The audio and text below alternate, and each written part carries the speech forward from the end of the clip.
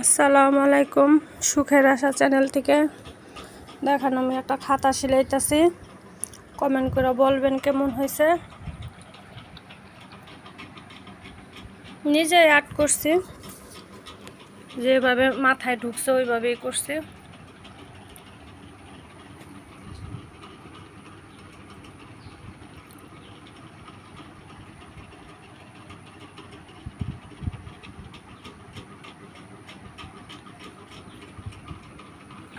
অর্ধেক হয়েছে।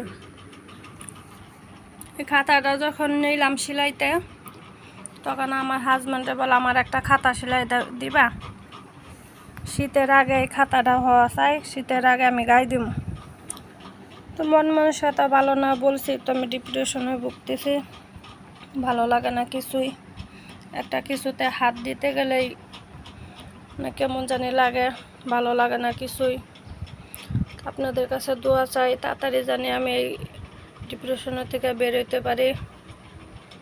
কিছুতেই মন বসাইতে পারি না, ভালো লাগে না কিছুই।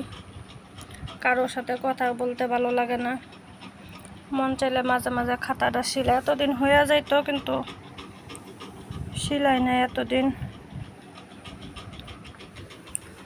বলবেন কেমন হয়েছে।